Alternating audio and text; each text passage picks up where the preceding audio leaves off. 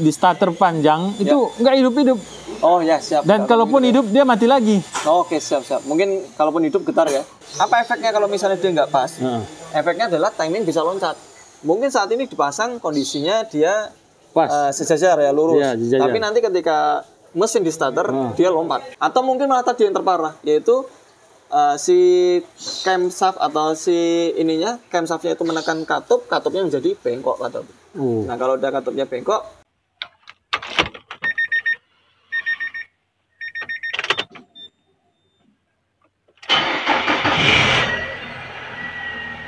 kami tim AHA Motor Jogja dan juga tim AHA Pedia mengucapkan taqabbalallahu minna wa minkum minal aidin wal faidin. Selamat Hari Raya Idul Fitri. Mohon maaf lahir dan batin.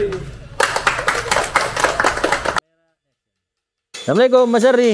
Waalaikumsalam warahmatullahi wabarakatuh, Pak Taufik dan juga Sobat Apedia. Gimana kabarnya, Pak? Alhamdulillah Mas Ardi. Ya. Nah, ini masih seputar mesin kelihatannya Mas Ardi. Ya, betul Pak. Ini kita untuk saat ini lagi proses rakit mesin, terutama dalam hal ini adalah timing chain, Pak. Oh, timing chain. Bisa dibantu Pak Taufik? Iya, Mas Ardi. Ada pertanyaan Mas Ardi di YouTube kita ya. Yang bertanya begini kawan-kawan ini, setelah bongkar mesin, pasang lagi ya, terus di starter panjang itu nggak hidup-hidup.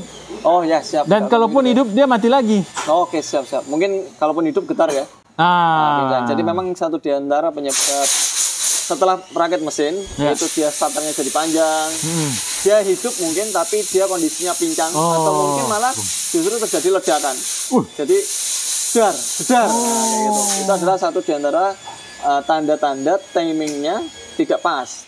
Baik dia timing pengapiannya atau mungkin timing bukaan katupnya, atau mungkin kalau yang terparah malah justru timbul suara kasar, Pak. Jadi ketika di starter sering nah kayak gitu.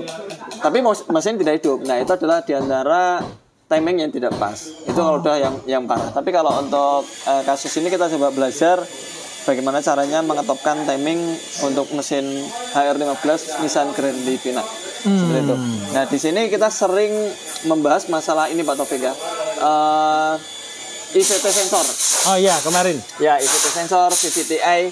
Nah, itu VVT-i atau IVT sensor itu adalah merupakan satu solenoid yang dia fungsinya untuk membuka oli dan mengatur tekanan oli itu naik ke atas ke arah area ini camshaft atau camshaft ya. Jadi oli yang menyirami area camshaft ini itu diatur oleh VVT-i, termasuk diantara adalah sprocket ini. Nah, kalau mobil-mobil dulu itu sprocket mungkin tipenya seperti ini, Pak. Dia hanya gear saja tanpa adanya pengaturan untuk memajukan dan memundurkan ini Pak Taufik ya.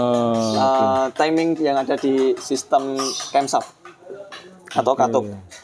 Nah, kalau untuk yang ini kita ada namanya sprocket ini Pak Taufik. Sprocket itu kalau untuk yang mobil ini dia intake-nya itu sudah menggunakan auto. Jadi dia bisa maju dengan sendiri. Nah, yang mengatur itu adalah tekanan oli. Nah, tekanan oli itu yang mengatur yang VVT-nya itu. Jadi kapan waktunya intake itu maju, kapan waktunya intake itu mundur untuk pembukaannya. Ya, itu yang mengatur adalah sprocketnya ini. Ini digerakkan oleh tekanan oli. Nah, tekanan oli. Nah, sebelum kita masuk ke sprocket, kita belajar dulu nih sama-sama untuk bagaimana caranya mengetopkan. Jadi di sini ada ini tanda. Ya, ada beberapa tanda. Jadi top itu maksudnya adalah mensinkronkan, Pak, antara top itu kan sebenarnya kan posisi silinder 1, piston silinder 1 itu berada di atas. Berada di atas. Jadi kalau untuk 4 silinder itu pengapiannya urutannya adalah 1, 3, 4, 2. 1, 3, 4, 2. Nah, kalau untuk yang tipe ini itu harus kondisinya misalnya silinder 1 berada di top. Berarti di top itu berarti dia harus kompresi. Oh iya, ke atas ya. Nah, kalau berada di top kompresi, valve atau katup antara in dan egg harus tertutup. Iya, betul. Karena kalau pistonnya naik ke atas, katupnya dia terbuka, berarti piston bisa menabrak katup. Kayak gitu. Nah, itu yang tadi kita bilang kalau dia di starter bunyi parah. Nabrak berarti. Nabrak. Nah, kalau nabrak berarti bisa fatal terhadap katupnya dan juga stang pistonnya. Nah, tapi di sini akan kita coba cari tahu bagaimana caranya mengetopkan, Pak. Ini posisinya kalau top itu piston yang ada di silinder 1 harus berada di atas. Berarti silinder 1 kalau untuk kasus ini itu silinder 1 dan silinder sebentar ambilkan 4. Kopeng, Pak. 1 3 atau 1 3 4. Oke. Jadi kalau 2 dan 3 itu umumnya dia di bawah. Di bawah ya. Ya, ini kita bisa menyaksikan ini teman-teman. Ini bisa dilihat dari samping sini Pak Taufik. Nah, ini kedalamannya. Ini kedalamannya. Antara silinder 2 dan 3 itu sama. Tapi antara silinder 1 Di atas. Nah, ini dia di atas ya. Nah, lebih tinggi ya. Dan silinder 4 dia di atas. Nah, betul. karena dia urutan pengapiannya adalah 1 3 4 2, berarti setelah silinder 1 kompresi, silinder 3. Setelah silinder 3 kan berarti kan silinder 1 di bawah. Nanti ketika dia naik lagi berarti silinder 4 melakukan kompresi. Setelah itu kedua, setelah itu ke 1 lagi. Nah, itu urutannya. Ya, urutannya. Makanya silinder 1 dan 4 itu sejajar. Silinder 2 dan 3 dia juga sejajar di bawah. Nah, ini kalau sudah terlihat silinder satunya dia top seperti ini, maka kita bisa lihat di sini Pak Taufik. Ini ada tanda yang di crankshaft ya. 2. Ini ada tanda warna putih. Ya, betul. Di sini ada tanda titik anak panah segitiga ini. Nah, ini adalah tanda topnya silinder 1. Nah, kalau topnya silinder 1, maka kondisi nokennya yang ada di silinder 1 harus free, nggak menekan. Noken ini kan ada tonggolan Pak Taufik. Iya, ke atas. Ada ke atas, kemudian ada yang hampir menekan. Ke bawah menekan, ya. Ya, ini hampir menekan. Lalu kemudian yang sisi sebelah 4, nah ini exhaustnya sudah selesai. Jadi udah mau nutup, udah akan menutup. Karena nanti setelah silinder 1 kompresi maka silinder 3, setelah silinder 3 silinder 4. Berarti ini silinder 4 posisinya ini setelah membuang. Setelah membuang, nah nanti kondisinya yang di sini, yang in-nya itu akan membuka. Berarti dia akan ke atas. Ya, jadi dia posisi udah top seperti ini Pak Taufik. Maksudnya udah di atas, pistonnya kan udah posisi di atas. Nah, nanti 1 langkah lagi dia akan melakukan proses selagi dia turun akan melakukan proses hisap. Hisap dari intake. Nah, setelah dihisap, nanti kan setelah melakukan hisap dia akan melakukan kompresi. Makanya ketika dia ini berada di bawah untuk menghisap, silinder 3 sedang melakukan kompresi. Nah, ini kita akan membicarakan silinder 1. Ketika silinder 1 dia melakukan kompresi, kedua katup wajib menutup. Nah, gimana cara melihatnya? Dia wajib cara melihatnya adalah dengan melihat kondisi knocknya. Noken as, ini yang untuk intake, ini kondisinya harus free. Artinya free, kalau dia free berarti tonggolannya ini dia sedang tidak menekan lifter. Iya, benar. Sama seperti exhaustnya juga seperti itu. Iya. Tonggolannya ini tidak boleh menekan lifter, berarti dia harus free. Nah, bisa kita lihat di area sprocketnya Pak Taufik. Itu dia memiliki tanda. Nah, sprocket ini memiliki coakan yang terhubung dengan camshaft. Jadi di camshaft sendiri ada tonggolannya. Ada tonggolannya, kemudian dia terhubung dengan knob yang ada di sprocket ini. Nah, ketika dia kondisinya seperti ini posisinya harus dipaskan dengan rantai. Nah, rantai sendiri sudah memiliki tanda Pak Taufik. Oh iya, itu ada tanda dia. Tiap-tiap rantai itu sudah memiliki tanda untuk membantu kita supaya dia bisa top ya. Jadi di bawah sini tandanya putih untuk yang crankshaft. Iya, betul. Nah, ini teman-teman. Iya. Ini putih. Kemudian kalau untuk oli, untuk khusus HR itu dia tidak ada tandanya. Nggak ada tanda ya. Tapi kalau untuk yang X-Rail QR, mesin QR itu ada tanda balancernya. Jadi supaya karena kan yang memompa olinya Pak. Nah, di sana juga ada tandanya. Tapi kalau untuk yang mesin HR dia bebas. Nah, ini karena dia chain ini dia terhubung dengan sprocket, kemudian crankshaft ya. Ini harus ada tandanya. Nah, antara tanda ini dia harus pas. Nah, kalau untuk sprocket yang exhaust dia pas dengan tanda ini. Kalau yang intake dia harus pas dengan alurnya ini Pak. Seperti itu. Nah, dikarenakan sistemnya ini sprocketnya dia bisa bermain ya, maju mundur untuk yang intake, maka teman-teman harus pastikan bahwasanya lubang ini itu harus berada di antara celah ini Pak, tonggolan. Jadi kan modelnya kan ini saya ada membawakan satu contoh ya, ini coba saya tutup dulu. Oh, tutupnya pakai angin. Ya, angin. Karena harusnya kan pakai tekanan oli sebenarnya. Nah, ini adalah menutup Pak. Oh iya. Nggak ada lubang toh? Nggak ada lubang. Nggak ada lubang. Ini teman-teman. Nah, ini nggak ada lubang, tapi kalau di sini ada lubang. Oh iya, betul. Nah, ini ada lubang. Nah, kalau ketika kita melakukan pemasangan ini, sprocket ini wajib lubangnya harus kelihatan. Kebuka. Harus kebuka. Nah, caranya adalah dengan disemprot angin, teman-teman. Ini coba, ini saya semprot angin ya. Ini saya mampatkan dengan menggunakan macun. Nah, ini. Dia harus posisinya seperti ini, harus terbuka. Karena kalau misalnya dia, apa efeknya kalau misalnya dia nggak pas? Efeknya adalah timing bisa loncat. Mungkin saat ini dipasang kondisinya dia pas, sejajar ya, lurus. Ya, tapi nanti ketika mesin di starter, dia lompat timingnya. Seperti itu Pak Taufik. Jadi ini untuk memasang. Begitu juga kalau model-model yang dia exhaustnya ini menggunakan sprocket yang bisa maju mundur. Dua. Seperti ini. Maka itu juga sama proses pemasangannya. Nah, tapi yang jelas untuk saat ini yang harus diperhatikan ada lubang ini Pak Taufik. Nah, ketika kita memasang, pastikan ini ketika nanti ini di pengencangan sprocket masuk ke intake camshaft ini, itu harus dimomenkan. Nah, sementara kalau dimomenkan dia kan pasti bergeser Pak. Bergeser itu. Ini harus diganjel. Nah, ketika nanti ini udah dikencangkan, ini diganjel, nah ini baru bisa kita lepas seperti itu. Nah, ini kalau misalnya dia sampai lompat saja, mungkin nanti ketika setelah di starter Pak Taufik, kondisinya chain ini itu bisa bergeser. Nah, kenapa sih harus dikasih model kayak gini? Nah, kita kan dulu kan sering memperhatikan distributor ya, kalau untuk pengapian yang konvensional lama ya. Itu kan dia memajukannya di antaranya ada governornya di sana. Nah, itu yang akan memajukan. Nah, di sistem ini injeksi sendiri, dia untuk yang memajukan itu bukan hanya apinya saja, tapi mekanikalnya juga. Pembukaan, kalau api itu kan elektrikalnya ya. Kalau untuk mekanikalnya juga harus dimajukan juga, karena kalau pengapiannya maju sementara katupnya dia nggak tertutup, itu bisa jadi pada waktu dia melakukan pembakaran, proses hisap itu masih dilakukan. Akhirnya katupnya masih sedikit membuka, toh Pak. Nah, kalau katupnya masih sedikit membuka, dia akan membakar sampai ke area manifold. Gitu. Jadi manifold ini menjadi lebih kotor. Nah, intinya gitu.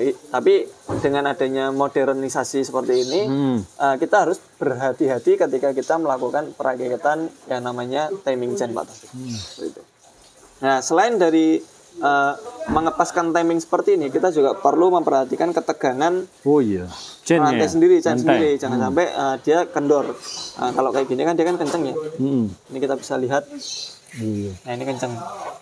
Nah, kalau yang dia kendor itu efeknya nanti akan timbul bunyi. Selain timbul bunyi, bisa juga dia mengakibatkan loncat. Ketika nanti crankshaft ini dia mendapatkan power yang besar, akselerasi, jalan nanjak, nah itu nanti bisa saja dia kondisinya dia bisa loncat. Dan perhatikan juga gigi-giginya sprocket. Nah, ini gigi-gigi sprocket kan bisa saja aus Pak Taufik. Ini jangan sampai dia aus. Kalau nanti aus dia akan lompat. Nah, dari kasus yang Pak Taufik tanyakan, itu bisa jadi ketika dia starternya itu panjang, itu bisa jadi dia tidak pada posisinya. Jadi mungkin saja ketika dia melakukan kompresi, yang harusnya kedua katup itu tadi free, mungkin satu diantaranya ada yang sedikit terbuka, sehingga proses pengapian itu tadi ada kompresi, ada campuran bahan bakar udara, dan juga ada pengapiannya. Itu salah satu syaratnya tidak terpenuhi, yaitu kompresinya menjadi bocor. Nah, kalau kompresinya bocor, nanti berefek ke imbas ke silinder yang lainnya. Kalau silinder yang satu misalnya dia bocor, maka bisa saja nanti timing yang nomor 3 juga meleset, yang nomor 4 meleset, yang nomor 2 juga meleset. Akhirnya pengapian tidak sempurna, terus knalpotnya menjadi berasap.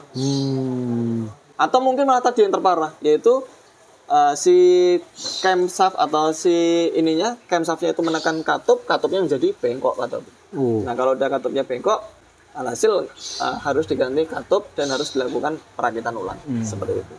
Oke, Mas Ardi, ini kan udah dijelaskan tadi bagaimana cara setting dan apa gunanya sprocket. Ya. Nah, yang jadi pertanyaan itu dulu ya.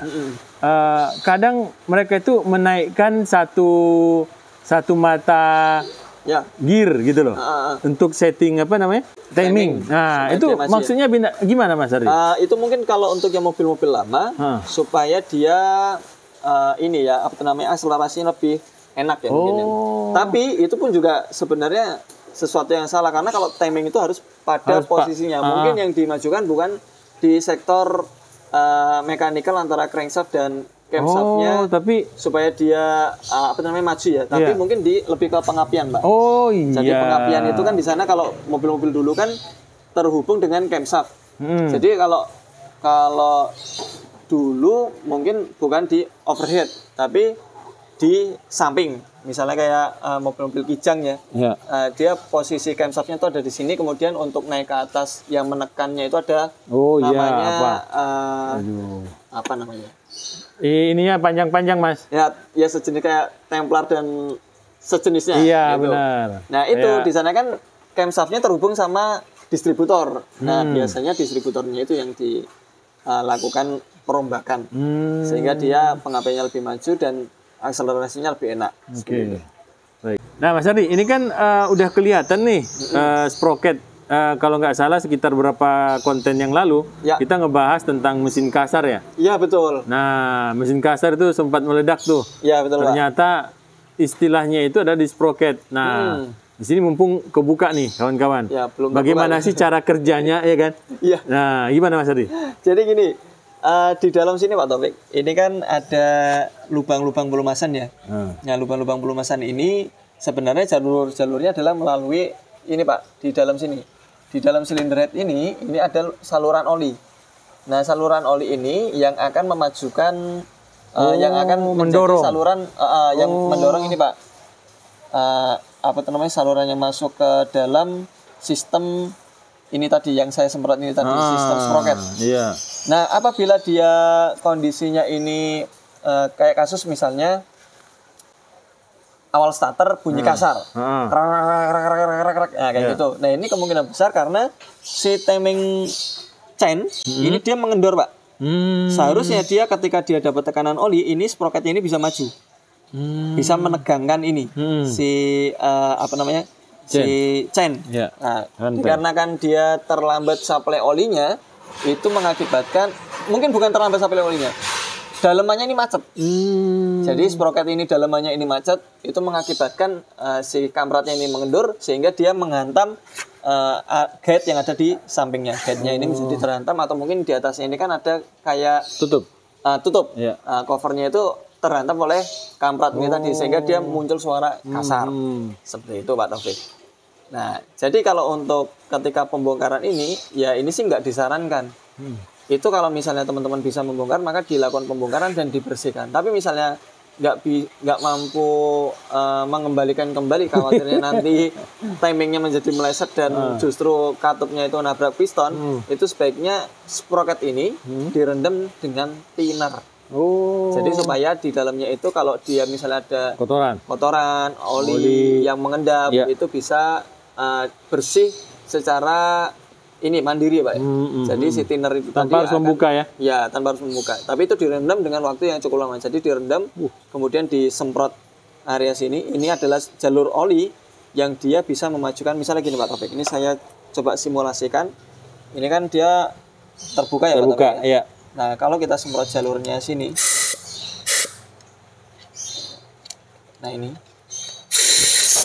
nah ini dia menjadi tertutup. Oh iya, ketutup. Nah, dia kan bisa gerak nih Pak Taufik. Oh iya. Nah, ini yang akan memajukan timing ketika dia terkena tekanan oli. Kalau tekanan oli, maka dia ini kan knock ini dia terhubung dengan camshaft langsung, Pak. Kalau untuk chain ini dia terhubung dengan yang di bawah. Jadi kalau dia berputarnya semakin cepat, maka di pompa ini kan terhubung dengan pompa oli, Pak. Crankshaft ini terhubung dengan pompa oli. Nah ini kan pompa olinya ada di sini. Nah kalau dia ini berputar cepat, maka ini pun juga akan cepat, maka oli tekanan yang dihasilkan akan semakin besar. Nah, semakin besarnya ini akan memajukan knock yang terhubung dengan camshaft, sehingga camshaftnya menjadi lebih maju. Mungkin dari proses penghisapannya, dia akan lebih cepat menutup seperti itu, sehingga kompresi yang terjadi akan semakin cepat timingnya. Jadi bukan hanya pengapian yang maju, mekanikalnya juga ikut dimajukan seperti itu Pak Taufik. Sprocket itu memajukan kinerja camshaft. Oh, dan itu fungsinya lebih kepada performa atau ya tentu irit atau gimana Mas? Tentu pertama performa, jadi semakin pengapiannya semakin maju, kemudian ditambah dengan sistem mekanikalnya yang juga ikut maju, maka yang didapat akselerasinya semakin cepat, penutupan camshaft untuk efisiensi, itu lebih cepat sehingga bahan bakar yang dia pakai itu lebih efisien. Ya, ini yang bisa kita coba terangkan untuk siang hari ini Pak Taufik ya. Di dalam kita melakukan merakit mesin, tentu kita harus perhitungan dan juga hati-hati dan juga teliti ketika kita melakukan pemasangan sehingga tidak terjadi 2 kali kerja yang harus membongkar kembali mesin kemudian hanya untuk melakukan ngepasin timing itu aja. Begitu. Semoga video ini bermanfaat Pak Taufik buat kita semuanya. Assalamualaikum warahmatullahi wabarakatuh. Waalaikumsalam warahmatullahi wabarakatuh.